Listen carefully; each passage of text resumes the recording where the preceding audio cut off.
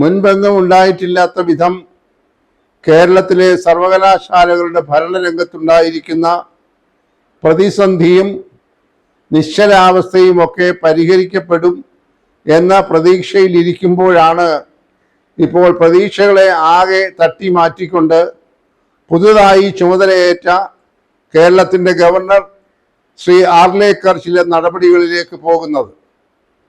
ഈ അടുത്ത സമയത്ത് നിയമസഭാ സമ്മേളനത്തിൽ പാസാക്കിയ 2 പ്രധാനപ്പെട്ട നിയമങ്ങളാണ് കേരളത്തിൽ സ്വകാര്യ സർവകലാശാല സ്ഥാപിക്കുക എന്നതും അതുപോലെ തന്നെ കേരളത്തിൽ നിലവിലുള്ള സർവകലാശാലകളുടെ നിയമത്തിൽ ചില ഭേദഗതികൾ വരുത്തിയതും. കേരളത്തിലെ സർവകലാശാലകളുടെ നിയമത്തിൽ ഭേദഗതി വരുത്തിയത് ബോധപൂർവം സർവകലാശാലകളുടെ സ്വയംഭരണ അവകാശത്തിൽ സർക്കാരിന് ഇടപെടുന്നതിന് വേണ്ടിയാണ് എന്നുള്ള ശക്തമായ ആരോപണം പല കോണുകളിൽ നിന്നും ആ സമയത്തും ഇപ്പോഴും ഉണ്ടായിക്കൊണ്ടിരിക്കുകയാണ്.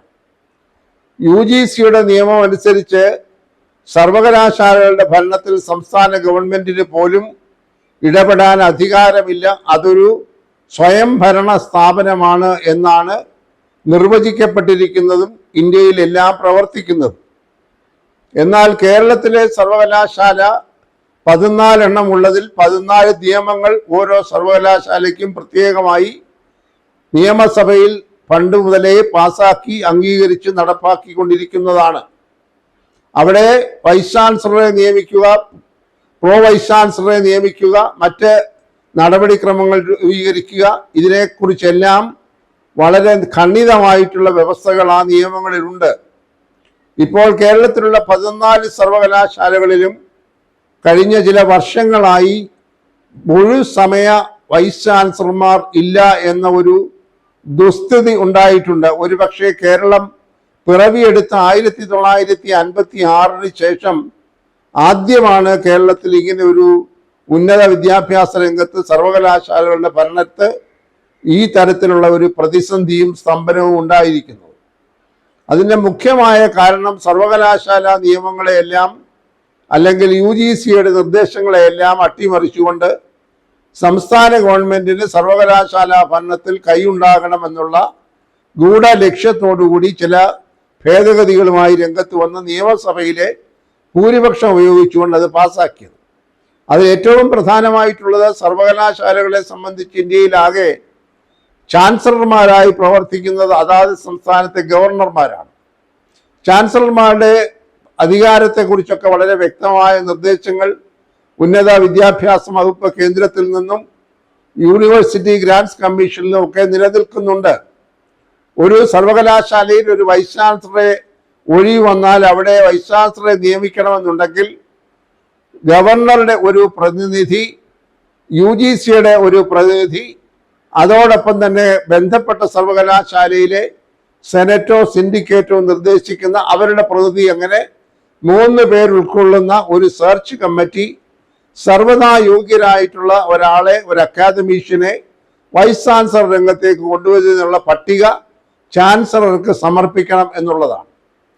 വർഷങ്ങളായി ആ ഒരു സംഗതിയാണ്, സമ്പ്രദായമാണ് കേരളത്തിലെ എക്കാലവും നിലനിർന്നുകൊണ്ടിരിക്കുന്നതും പ്രവർത്തിച്ചുകൊണ്ടിരിക്കുന്നതും. അങ്ങനെ ഇരിക്കുമ്പോഴാണ് ഈ തങ്ങൾക്ക് ഇഷ്ടപ്പെട്ട ആളുകളെ വൈസ് ചാൻസലർ സ്ഥാനത്തേക്ക് രാഷ്ട്രീയപരമായ കാരണങ്ങളാൽ കൊണ്ടുവരണമെന്നുള്ള ആഗ്രഹവുമായി പിണറായി സർക്കാർ, ഒന്നാം സർക്കാരും അതിനേക്കാൾ ഗൗരവത്തോടുകൂടി 2ാം സർക്കാരും രംഗത്ത് വരുന്നത്. അപ്പോൾ തങ്ങളുടെ ആളുകൾ തന്നെ വൈസ് ചാൻസലർമാരായിരിക്കണം, അത് രാഷ്ട്രീയ വിധേയത്വമുള്ളവരാകണം എന്ന ഒരു പിടിവാശിയുടെ കാരണത്താലാണ് ഈ പ്രതിസന്ധി യഥാർത്ഥത്തിൽ ഉരുവിട്ടത്. ഇവിടെ സംഭവിച്ചിരിക്കുന്നത് വൈസ് ചാൻസലറുടെ നിയമനത്തിലും അതുപോലെ തൊട്ട് താഴെയുള്ള PVCയുടെ നിയമനത്തിലും ഒക്കെ ഉന്നത വിദ്യാഭ്യാസ മന്ത്രിക്ക് കൂടെ ഇടപെടത്തക്ക രീതിയിലുള്ള ഭേദഗതികൾ വന്നപ്പോൾ അത് പരക്കെ വിമർശനത്തിന് വിധേയമായി. അങ്ങനെ രാഷ്ട്രീയവൽക്കരിക്കേണ്ട ഒരു സ്ഥാപനമല്ല സർവകലാശാലയിലെ പ്രത്യേകിച്ച് വൈസ് ചാൻസലർ PVC നിയമനങ്ങൾ എന്ന് പരക്കെ വിദ്യാഭ്യാസ രംഗത്തുള്ളവർ ആവശ്യപ്പെട്ടിട്ടും അതിന് വഴങ്ങാനായി 2ാം പിണറായി സർക്കാർ തയ്യാറായില്ല. ആലങ്കാരികമായ ഒരു സ്ഥാനം മാത്രമാണ് യഥാർത്ഥത്തിൽ സർവകലാശാലകളിൽ അതാത് സംസ്ഥാനത്തെ ഉന്നത വിദ്യാഭ്യാസ മന്ത്രിക്കുള്ളത്. അവരുടെ ഔദ്യോഗിക പേര് തന്നെ പ്രോ ചാൻസലർ എന്നാണ്. Chancellor, pro chancellor, vice chancellor, pro vice chancellor, ഇങ്ങനെയാണ് അവിടുത്തെ ഉന്നത ഉദ്യോഗസ്ഥന്മാരുടെ ഒരു ഘടന. അപ്പോൾ പ്രോ ചാൻസലറായ വിദ്യാഭ്യാസ മന്ത്രി സ്വാഭാവികമായി സർക്കാരിന്റെ പ്രതിനിധി എന്ന രീതിയിൽ, രാഷ്ട്രീയക്കാരുടെ പ്രതിനിധി എന്ന രീതിയിൽ നിയമസഭയിലൂടെ പാസാക്കിയ നിയമത്തിലൂടെ സർവകലാശാലയുടെ ഭരണത്തിൽ ഇടപെടത്തക്ക രീതിയിലാണ് പുതിയ നിയമങ്ങൾ ഉണ്ടാക്കിയത്. ഇതിനെ സംബന്ധിച്ചുള്ള വിവാദമുണ്ടായപ്പോൾ പുതുതായി ചുമതലയേറ്റ ബഹുമാനപ്പെട്ട ശ്രീ രവീന്ദ്ര ആർലേക്കർ, കേരള ഗവർണർ, ഈ തരത്തിലുള്ള ഇടപെടൽ ശരിയല്ല എന്ന് മനസ്സിലാക്കി. ഇദ്ദേഹത്തിന് മുൻപ് ചുമതലയിലായിരുന്ന ബഹുമാനപ്പെട്ട മുഹമ്മദ് ആരിഫ് ഖാൻ എന്ന് പറയുന്ന കേരളത്തിലെ ഗവർണർ, അദ്ദേഹവും ഈ വിഷയത്തിൽ ദീർഘവർഷങ്ങളായി കേരള സർക്കാരുമായി ഏറ്റുമുട്ടൽ ആയിരുന്നു. അദ്ദേഹവും ഈ തരത്തിലുള്ള നിർദ്ദേശങ്ങളെ, ഇടപെടലുകളെ അംഗീകരിച്ചു കൊടുത്ത ഒരാളല്ല. മാത്രവുമല്ല, ഒന്നാം പിണറായി സർക്കാർ ചാൻസലറുടെ അധികാരം പോലും വെട്ടിക്കുറച്ച് വേണ്ടി വന്നാൽ ചാൻസലർ സ്ഥാനത്ത് നിന്ന് ഗവർണറെ മാറ്റുന്നത് ഉൾപ്പെടെയുള്ള അധികാരം കൂടെ കയ്യിലെടുക്കാനുള്ള ചില ഗൂഢശ്രമങ്ങൾ അദ്ദേഹത്തിന്റെ കാലത്ത് നടത്തിയിരുന്നു. അത് സംബന്ധിച്ചുള്ള ചില നിയമങ്ങളൊക്കെ അസംബ്ലി പാസാക്കി അദ്ദേഹത്തിന്റെ അംഗീകാരത്തിന് കൊടുത്തിരുന്നു.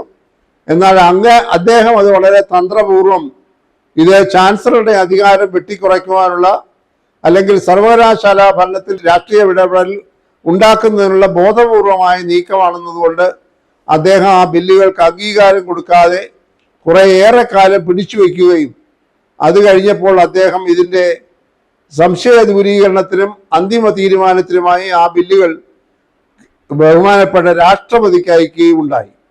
രാഷ്ട്രപതി അതിലെ ചില ബില്ലുകളൊക്കെ അംഗീകരിക്കാതെ തിരിച്ചുവിട്ട് ആദ്യം തന്നെ പിണറായി സർക്കാരിൻ്റെ കരണത്ത് ഒരു അടി കിട്ടിയതാണ്. അപ്പോൾ അത് കഴിഞ്ഞ് പുതിയ ഗവർണർ അധികാരമേറ്റപ്പോഴെങ്കിലും സമവായത്തിലൂടെ സർക്കാർ കുറച്ചുകൂടെ വിവേകപൂർണമായ ഒരു സമീപനം സ്വീകരിക്കുമെന്നും അങ്ങനെ സർവകലാശാല രംഗത്തുള്ള, ഭരണരംഗത്തുള്ള ഈ പറയുന്ന പ്രതിസന്ധി അവസാനിപ്പിക്കുമെന്ന് വിചാരിച്ചിരുന്നപ്പോഴാണ് വീണ്ടും ചാൻസലർ രംഗത്ത് വന്നിരിക്കുന്നത്. ഇപ്പോൾ അദ്ദേഹത്തിന് മുന്നിലുള്ള സ്വകാര്യ സർവകലാശാല ബില്ലും കേരളത്തിലെ നിലവിലുള്ള സർവകലാശാലയുടെ നിയമസഭാ ഭേദഗതി ബില്ലും രണ്ടും ഒപ്പിടാതെ ഇരിക്കുകയാണ്. ഒടുവിൽ കിട്ടുന്ന സൂചനകൾ അനുസരിച്ച് സ്വകാര്യ സർവകലാശാലകൾ സംസ്ഥാനത്ത് ആരംഭിക്കുന്നതിൽ ചാൻസലർ കൂടിയായ ഗവർണർക്ക് വിരോധമില്ല, എതിരില്ല. അദ്ദേഹം ആ ബില്ലിന് അംഗീകാരം കൊടുക്കാൻ സാധ്യതയേറെ ഉണ്ട് എന്നാണ് ഇപ്പോൾ വന്നിരിക്കുന്ന വാർത്ത. എന്നാൽ യാതൊരു കാരണവശാലും സർവകലാശാല ഭരണത്തിൽ ഇടപെടാൻ അതാത് ഭരണത്തിലിരിക്കുന്ന രാഷ്ട്രീയ കക്ഷികളെയും അവരുടെ പ്രതിനിധികളെയും ഉൾപ്പെടുത്താൻ സാധ്യമല്ല, ഇടപെടുത്താൻ അനുവദിക്കുകയില്ല എന്ന നിലപാടാണ് പുതിയ ചാൻസലർ കൂടിയായ ബഹുമാനപ്പെട്ട ഗവർണർ സ്വീകരിച്ചിരിക്കുന്നത്.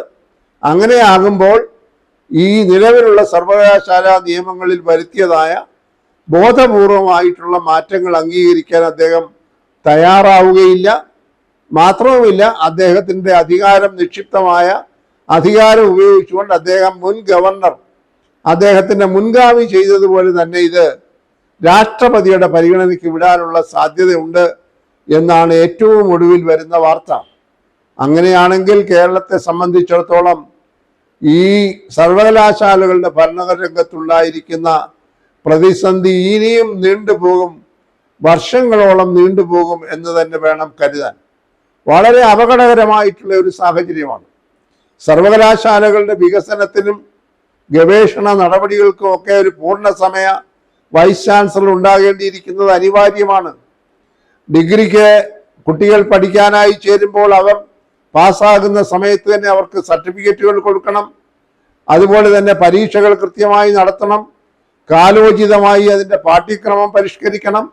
അങ്ങനെ വളരെയേറെ ഉത്തരവാദിത്തമുള്ള ഒരു സർവകലാശാല ലക്ഷക്കണക്കിന് വിദ്യാർത്ഥികളുടെ ഭാവി ഭാഗധേയം നിർണയിക്കുന്നതിനായി ഭരണഘടനാപരമായി സ്ഥാപിക്കപ്പെട്ടിരിക്കുന്ന ഒരു സ്ഥാപനത്തെ ഈ തരത്തിൽ കുട്ടിച്ചോറാക്കാനായി ഈ പറയുന്ന രാഷ്ട്രീയ കക്ഷികൾ ബോധപൂർവം ഇങ്ങനെയുള്ള വക്രീകരണം നടത്തുന്നത് ഒരിക്കലും അംഗീകരിച്ചു കൊടുക്കാൻ സാധ്യമല്ല എന്ന നിലപാടാണ് പൊതുസമൂഹത്തിനുമുള്ളത് അക്കാര്യത്തിൽ എന്ന് തന്നെ വേണം കരുതാൻ.